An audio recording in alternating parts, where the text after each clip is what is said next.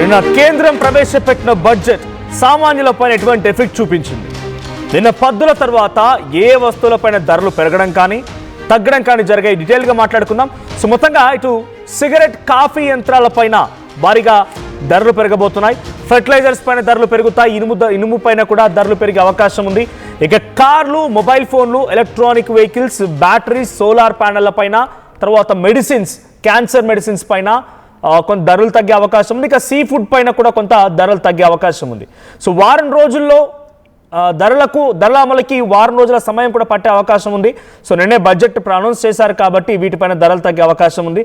So కొంత ఇక్కడ సిగరెట్ల పైన ధరలు పెరగడానికి పెద్దగా ఎవరు సామాన్యులు అంతా పెరగడాన్ని ఎవరు పెద్దగా ప్రభావం చూపించరు. అది కొంతమందికి మాత్రమే, అయితే సిగరెట్ కన్జ్యూమ్ చేసే వాళ్ళకి మాత్రమే ఆ ప్రభావం ఉంటుంది. ఇక కాఫీ యంత్రాలు, ఫెర్టిలైజర్స్, మోస్ట్లీ ఫెర్టిలైజర్స్ పైన అంటే రైతుల పైన భారం పడినట్టే. ఇనుము ధరల విషయంలో కూడా కొంత ఐరన్ ఓర్కి సంబంధించి దాని ఎక్స్పోర్టింగ్ ఏమంటారు దాన్ని కన్స్ట్రక్షన్ కంపెనీస్కి మాత్రం ఎక్కువగా ఎఫెక్ట్ అయ్యే అవకాశం ఉంది ఇనుము ధర పెరగడం పైన. సో ఈ స్థాయిలో బడ్జెట్ ఉంటుంది. సామాన్యుల పైన కొంత ప్రభావం పడుతుంది, కొంత రిలాక్సేషన్ దొరుకుతుందని ఎవరు యాక్సెప్ట్ చేయలేకపోయారు, ఎవరు ఆశించలేరు. సో సడన్గా ఈ డౌన్ఫాల్ అంటే ఆ బడ్జెట్కి సంబంధించిన విషయం పైన కొంత ఆందోళన వ్యక్తం చేస్తున్నారు. సో ఎక్కడెక్కడ తగ్గుతాయంటే విదేశీ పర్యాటకాల పైన తగ్గే అవకాశం ఉందట. కానీ ఎంతమంది విదేశీ పర్యటనలు చేస్తున్నారు? Most of the public with in ఇండియాలో ఉంటుండ్రు. ఇక్కడే ఉద్యోగాలు, ఇక్కడే చదువులు అన్నీ ఇక్కడే ఉంటాయి. సో విదేశీ పర్యటనకి చాలా తక్కువ మంది, అరుదుగా ఎవ్రీ 100లో ఒక 10% లేదా 5% మాత్రమే వెళ్తుంటారు, వాళ్ళకి అవకాశం. ఇక విదేశీ విద్య పైన కూడా కొంత ఖర్చు తగ్గించే విధంగా దీన్ని తగ్గబోతుందంట. ఆల్కహాల్ పైన తగ్గబోతుందంట. తర్వాత షూ పైన, లెదర్ షూస్, అప్పర్ బాట్ పైన తగ్గబోతోంది. ఇక సోలార్ ప్యానెల్స్ పైన తగ్గబోతోంది. ఎనర్జీ ట్రాన్సిషన్ పరికరాలపై తగ్గబోతోంది. క్యాపిటల్ గూడ్స్, క్రిటికల్ మినరల్స్ పైన కూడా తగ్గే అవకాశం ఉందట. ఇక వ్యక్తిగత వినియోగానికి వాడే పరికరాలకి కొంత 20 నుంచి 10% దాన్ని BCD, బేసిక్ కస్టమ్ డ్యూటీని తగ్గించారంట. మెడిసిన్స్ పైన, ముఖ్యంగా క్యాన్సర్ మెడిసిన్ పైన, డయాబెటిక్ మెడిసిన్ పైన, ఇక మన దేశ తీర ప్రాంతాల నుంచి ప్రత్యేక ఆర్థిక మండలి పరిధి వరకు సముద్ర జలాల్లో మన జాలర్లు పట్టుకునే చేపల్లో కొంత సీ ఫుడ్, మన విత్ ఇన్ ఇండియాలో ఉన్నటువంటి సీ ఫుడ్ పైన ట్యాక్స్ తగ్గుతుంది. ఇక న్యూక్లియర్ ప్రోడక్ట్స్ వాడేటువంటి రా మెటీరియల్స్ పైన ట్యాక్స్ తగ్గుతుంది. విద్యుత్ వాహనాల్లో ట్యాక్స్ తగ్గుతుంది. భారత్లో తయారయ్యే స్మార్ట్ ఫోన్లు, ట్యాబ్లెట్లు, భారత్లో ఎన్ని రకాల స్మార్ట్ ఫోన్లు తయారవుతున్నాయి, సో అది ఎక్కడ అమ్ముతున్నారు, వాటి ధర తగ్గే అవకాశం ఉందట. ఇక ధర పెరిగే దాంట్లో సిగరెట్స్, తర్వాత ఇంకా రకరకాలుగా ఫ్యూచర్ ఆప్షన్స్ ట్రేడింగ్లో, విలాసవంత లగ్జరియస్ వాచెస్, ఆల్కహాల్, సిగరెట్లు, బిడులు, పాన్ మసాలా, గుట్కాపై పెరిగే అవకాశం ఉంది. కాఫీ యంత్రాలపైన కూడా పెరిగే అవకాశం ఉంది. తర్వాత ammonium phosphate, ammonium nitrate phosphate పైన కూడా పెరగవచ్చు. తర్వాత షూటింగ్ కోసం వాడే కెమెరాల ధర కూడా పెరగవచ్చు. సో కెమెరాల ధర పెరగవచ్చు, మైక్స్, ఇతరత్ర ప్రోడక్ట్స్ ధరలు కూడా పెరగవచ్చు. సో మనతో పాటుగా analyst Vishnu IAS academy chairman Vishnu గారు జాయిన్ అవుతున్నారు. విష్ణు గారు నమస్తే అండి. నమస్తే. రైట్, విష్ణు గారు నా బడ్జెట్ చూసారు. సో కొన్ని లక్షల కోట్ల బడ్జెట్, 54.50 సంథింగ్. సో ఆ బడ్జెట్లో ఎక్కడెక్కడ ఎటువంటి మార్పులు ఉంటాయి, సామాన్యులకి ఈ బడ్జెట్ ఎంత మేర కొంత గుడ్ న్యూస్గా చెప్పాలి? ఖచ్చితంగా ఇది ఎనర్జీ ట్రాన్సిషన్ లో, సోలార్ ఎనర్జీ మ్యానుఫ్యాక్చరింగ్ లో ఇది చాలా ప్రైజెస్ తగ్గుతున్నాయి. ఇది చాలా మంచి విషయం.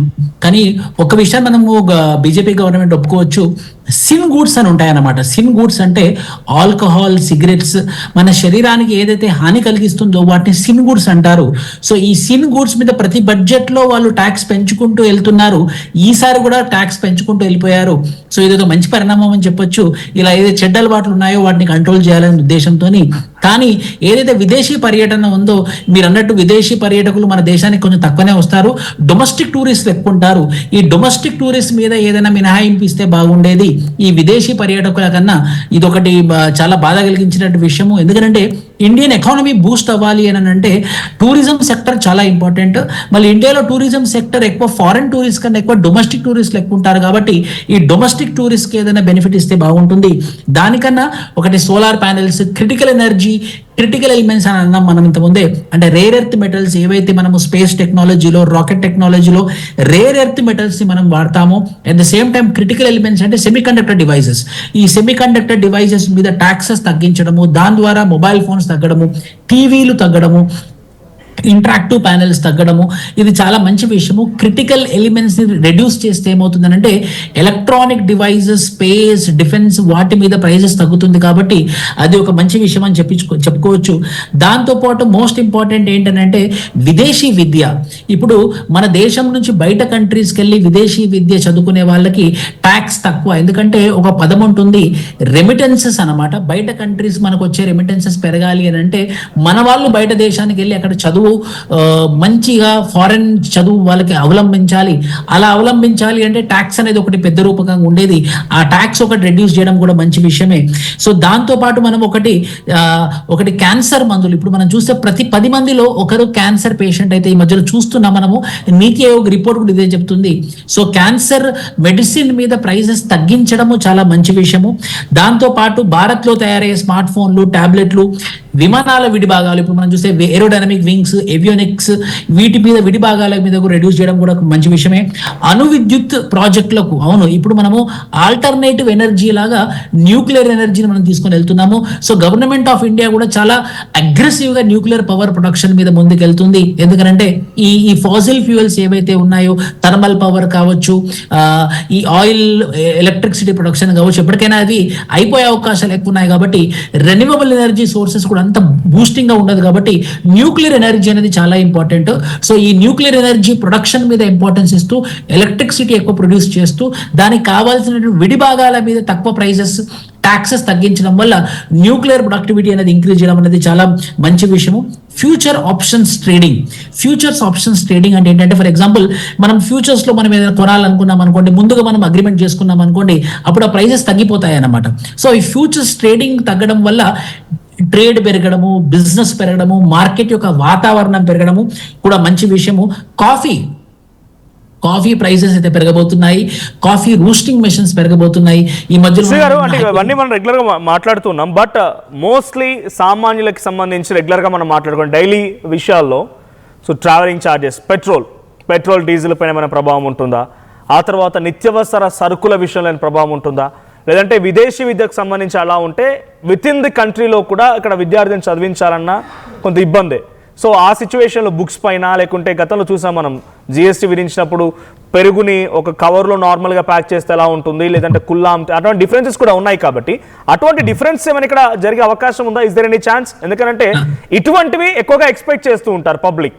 సో వాళ్ళ డైలీ అవసరాల విషయంలో, నెసరీ ఫుడ్స్ విషయంలో, లేకపోతే బేసిక్ పావర్టీ నుంచి బయట రావడం కోసం ఉపయోగించేటువంటి ఆ 5 మినిమం బేసిక్ ఎసెన్షియల్స్ విషయంలో ఏమైనా తగ్గుతుందా? టెక్స్టైల్కి సంబంధించి టెక్స్టైల్ పార్క్స్ ఏర్పాటు చేస్తానన్నారు. సో దానిపైన క్లాతింగ్ విషయంలో ఏదైనా రేట్స్ తగ్గే అవకాశం ఉందా? చాలా మంచి ప్రశ్న సార్.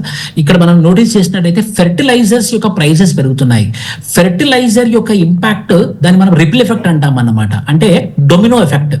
ఈ ఫెర్టిలైజర్స్ ప్రైజెస్ కనుక పెరిగితే క్రాప్స్ ప్రైసెస్ పెరుగుతుంది, ఇన్పుట్ కాస్ట్ పెరుగుతుంది, సో అవుట్పుట్ కాస్ట్ పెరుగుతుంది. దీని ద్వారా మినిమం బేసిక్ అయినటువంటి అత్యవసర సరుకులైనటువంటి భోజనం, రైస్ ప్రైజెస్ పెరిగే అవకాశాలు ఎక్కువగా ఉంటాయి, కూరగాయల ప్రైజెస్ పెరిగే అవకాశాలు ఉంటాయి, షుగర్. సో మనం ఏదైతే కన్జ్యూమ్ చేస్తామో ఈ కన్జ్యూమర్ గూడ్స్ అన్నిటి మీద కూడా ఇంపాక్ట్ అయ్యే అవకాశాలు ఎక్కువగా ఉన్నాయి. ఎందుకంటే మనం ఆల్రెడీ ఫెర్టిలైజర్స్ లాస్ట్ బడ్జెట్ లో ఫెర్టిలైజర్ సబ్సిడీ మొత్తానికి తీసేసాము. ఇప్పుడు ఫెర్టిలైజర్ ప్రైసెస్ కూడా పెంచుతున్నాం. కాబట్టి ఇది నిత్యావసర వస్తువులైనటువంటి కన్స్యూమర్ గూడ్స్ మీద ఇంపాక్ట్ చూపిస్తుంది. 1, 2 మనం చూస్తే కన్స్ట్రక్షన్ సెక్టర్ ప్రతి చోట జరుగుతుంది.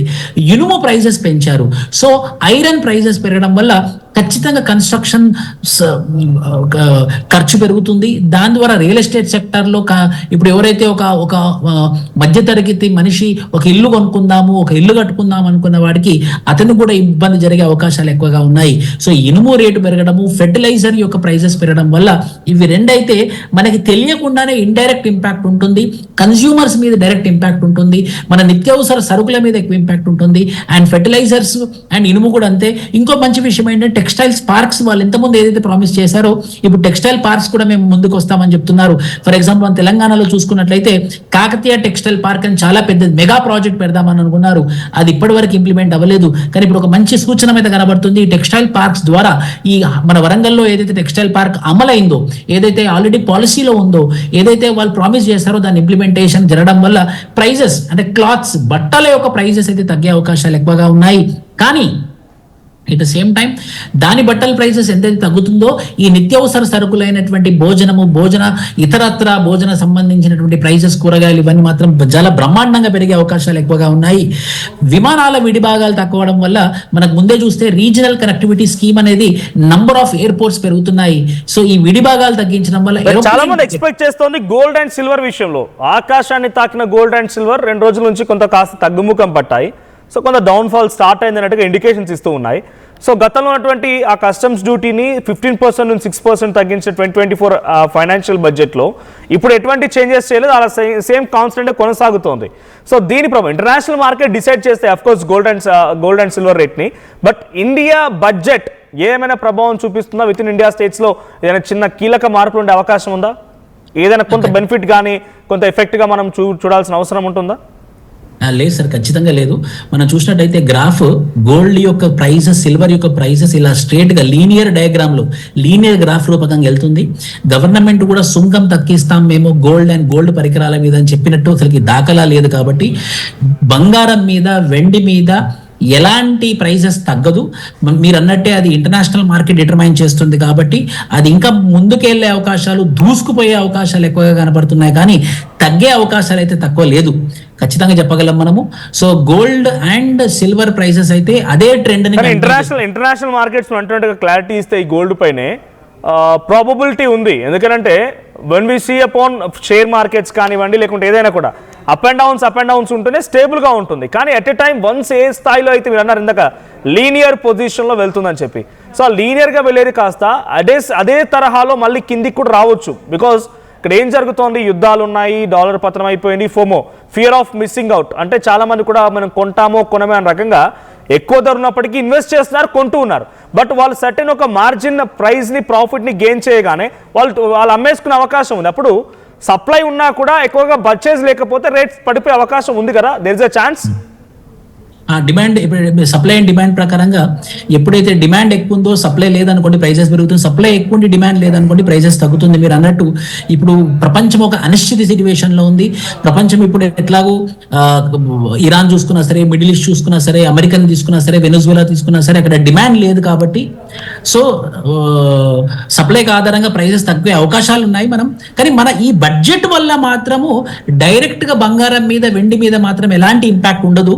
కానీ ఇంటర్నేషనల్ సినారియోలో బయట జియో పొలిటికల్ సినారియో మారుతుంది కాబట్టి ఆ జియో పొలిటికల్ సినారియోలో ప్రైసెస్ ఖచ్చితంగా మీరు చెప్పినట్టు తగ్గుముఖం పట్టే అవకాశాలు బ్రహ్మాండంగా ఉన్నాయి.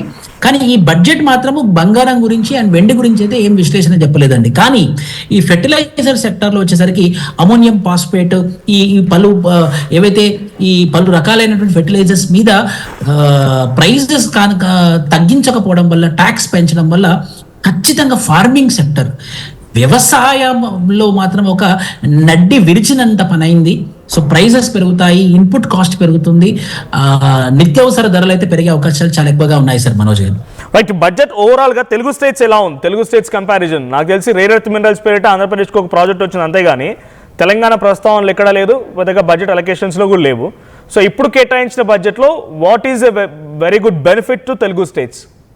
సో మీరు అన్నట్టు only rare earth project only ఆంధ్రప్రదేశ్కి వచ్చింది. లాస్ట్ టైం చూసుకున్నట్టయితే లాస్ట్ బడ్జెట్ లో ఆంధ్రప్రదేశ్కి కనీసం 15,000 కోట్లు అలొకేట్ చేస్తారు అప్పుడు ఎన్డీఏ గవర్నమెంట్ లో టీడీపీ జాయిన్ అవ్వడం వల్ల. ఇప్పుడు కనీసం ఓన్లీ సింగిల్ ప్రాజెక్ట్ మాత్రమే ఇచ్చారు. ఇక తెలంగాణ తీసుకుంటే ఎప్పటి నుంచో ఉన్నటువంటి డిమాండ్ రైల్వే లైన్, నార్థన్ తెలంగాణకి కరీంనగర్ నుండి ఆదిలాబాద్ కనెక్టివిటీ చేసేటటువంటి రైల్వే లైన్ డిమాండ్, పెద్దపల్లి ఆ రైల్వే లైన్ డిమాండ్ అలానే ఉంది. కొన్ని ఏరియాలలో తెలంగాణలో మీటర్ గేజ్ నుంచి బ్రాడ్ గేజ్ చేయాలనే డిమాండ్ అలానే ఉంది. సో రైల్వేస్ తీసుకున్నా సరే, నార్మల్ జనరల్ బడ్జెట్ తీసుకున్నా సరే నిరాశ నిస్పృహనే మిగిలిపోయింది తెలంగాణ రాష్ట్రానికి. కొంచెం అటో ఇటు ఆంధ్రప్రదేశ్కి అయితే కొంచెం బెనిఫిట్ చేసిందేమో కానీ తెలంగాణకు మాత్రం ఎలాంటి బెనిఫిట్ చేయలేదు. మీరు చూసినట్లయితే కోచ్ ఫ్యాక్టరీ కాజీపేటలో, రైల్వే కోచ్ ఫ్యాక్టరీ ఎప్పటి నుంచో ప్రామిస్ చేశారు, ఇప్పటి వరకు ప్రాపర్ బడ్జెట్ అలొకేషన్ జరగలేదు, ఎలాంటి మూవ్మెంట్ లేదు కాజీపేట రైల్వే కోచ్ ఫ్యాక్టరీలో. సో ఇదైతే తెలంగాణ ప్రజలకి, తెలంగాణ రాష్ట్రానికి ఇది నిరాశ మిగిలించిందని ఖచ్చితంగా చెప్పగలను. రైట్, థ్యాంక్ యూ విష్ణు గారు, thank you for joining us. So మొత్తంగా పెరిగే వస్తువులు ఏంటి, లేదు ధరలు తగ్గే వస్తువులు ఏంటో చాలా క్లియర్గా చెప్పుకున్నాం. సో ఈ బడ్జెట్ తర్వాత ఫెర్టిలైజర్స్ పైన, ఇనుము పైన, సిగరెట్ కాఫీ యంత్రాల పైన ధరలు పెరిగాయి. సో ఫెర్టిలైజర్స్ పైన పెరగడం అంటే డెఫినెట్గా అగ్రికల్చర్ యూసేజ్ కోసం వాడే ఫెర్టిలైజర్స్ అన్నింటిపైన కూడా ధరలు పెరుగుతూ ఉన్నాయి. సో కొంత ఇది రైతులకి ఇబ్బందికర విషయమే. ఇక ఇనుముకు సంబంధించిన విషయం పైన చూస్తే కనుక కన్స్ట్రక్షన్లో ఎక్కువగా వాడేటువంటి ఈ ఐరన్ కాస్ట్ పెరగడంతో కన్స్ట్రక్షన్ ఛార్జెస్ కూడా పెరిగే అవకాశం ఉంది. ఇక ఎలక్ట్రానిక్ వెహికల్స్ పైన, బ్యాటరీస్ పైన, సోలార్ ప్యానెల్స్ పైన, మొబైల్ల పైన కొంత ధరలు తగ్గే అవకాశం ఉంది. వాటిని కూడా ముఖ్యంగా స్వదేశీ వస్తువుల్లో మాత్రమే ఈ యొక్క ధరలు తగ్గుతూ ఉంటాయి. ఇక టాబ్లెట్స్ అండ్ మొబైల్ ఫోన్ సంబంధించిన విషయంలో కూడా only made in India products పై మాత్రమే ఈ ప్రైస్ తగ్గే అవకాశం ఉంది. ఇక సీ ఫుడ్స్ పైన కూడా ప్రైస్ తగ్గే అవకాశం కనబడుతోంది. సో ఇవన్నీ ఇప్పుడే ఇమీడియట్గా ఎఫెక్ట్ అవ్వకపోవచ్చు, బట్ 1 వీక్లో కొంత దీనిలో చేంజెస్ ఉండే అవకాశం ఉంది. సో ఏమైనా బడ్జెట్ చూసిన తర్వాత మీకేమనిపించింది, మీరేం ఎక్స్పెక్ట్ చేశారు, కామెంట్ చేయండి.